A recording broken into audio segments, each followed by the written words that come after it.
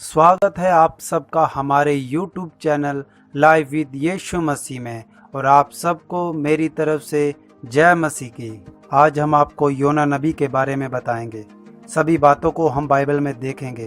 तो चलिए हम शुरू करते हैं। यहोवा का वचन अमीते के पुत्र योना के पास पहुंचा, जो कि भविष्यवक्ता था। उठकर उस बड़े नगर नीनवे को जा और उसके विरुद्ध प्रचार कर, क्योंकि उसकी बुराई मेरी दृष्टि में बढ़ गई है। परंतु योना तरशीश जाने वाले जहाज में भाड़ा देकर चढ़ गया और यहोवा के सम्मुख तरशीश को चला जाए। समुद्र में बहुत बड़ा तूफान आने लगा और जहाज टूटने लगा। मल्लाह लोग डर कर अपने देवता को पुकारने लगे और जहाज का सारा सामान फेंक दिया। योना जहाज के नीचे भाग में गहरी नींद में पड़ा था। तब माजी उसके निकट आकर कहने लगे, तू भारी नींद में पड़ा क्या करता है?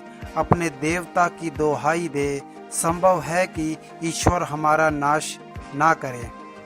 तब उन्होंने आपस में चिट्ठी डाली, विपत्ति किसके कारण आई है? तब चिट्ठी योना के नाम निकली। उन्होंने योना से पूछा, ये विपत्ति हम पर क्यों पड़ी है? तेरा उगम क्या है? तू किस देश का, किस जाति का है?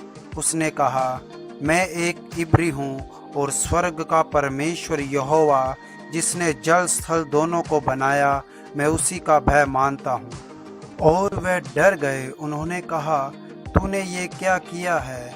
योना ने उनको बता दिया था, मैं यहोवा के सम्मुख से भाग आया हूँ। तब उन्होंने पूछा, तेरे साथ क्या किया जाए? योना ने कहा, मुझे उठाकर समुद्र में फेंक दो, तब समुद्र शांत हो जाएगा। मैं जानता हूँ ये तूफान मेरे कारण आया है। हे यहोवा, हम विनती करते हैं, इस पुरुष के प्राण के बदले हमारा नाश ना हो। तब योना को उठाकर समुद्र में फेंक दिया और समुद्र की भयानक लहरें थम गई। तब उन लोगों ने यहोवा का भय माना।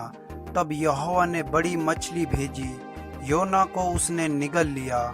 मछली के पेट में योना 3 दिन और 3 रात पड़ा रहा। योना ने मछली के पेट में प्रार्थना की।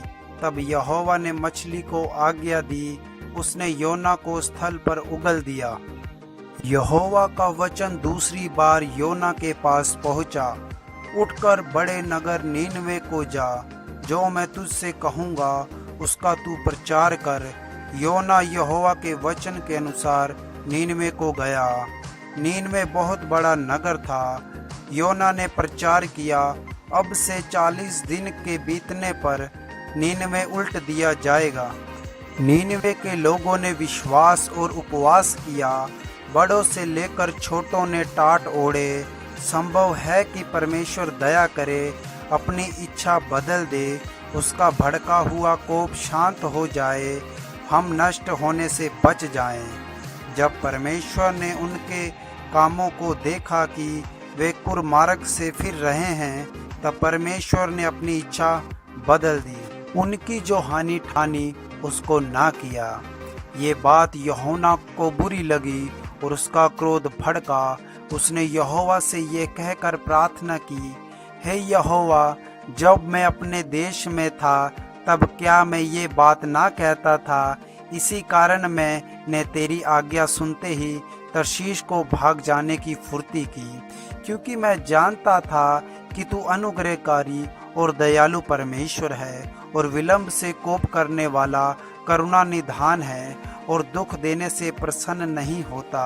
अब हे यहोवा, मेरा प्राण ले ले, क्योंकि मेरे लिए जीवित रहने से मरना भला है।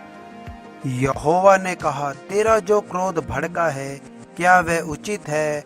योना नगर से निकलकर पूरब की ओर छप्पर बनाकर छाया में बैठ गया।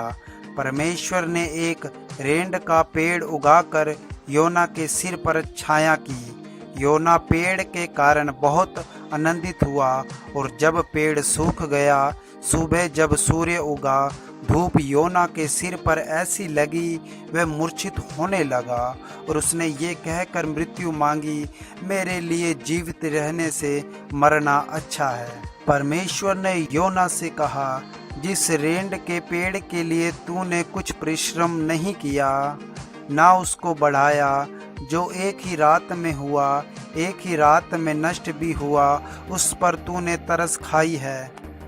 फिर ये बड़ा नगर नीनवे, जिसमें 1,20,000 से अधिक मनुष्य हैं, जो अपने दाहिने बाएं हाथों का भेद नहीं पहचानते और बहुत से घरेलू पशु भी उसमें रहते हैं, तो क्या मैं उस पर तरस ना खाऊं? धन्यवाद आप सबका, आपने कीमती समय निकाल के योना नबी की कहानी को सुना। हमारे YouTube चैनल को सब्सक्राइब कर लीजिए, साथ में जो बेल आइकन का बटन उसे दबा दीजिए, क्योंकि हमारी आने वाली वीडियो की जानकारी आपको मिलती रहे। प्रभु आप सबको आशीष दे। आमीन।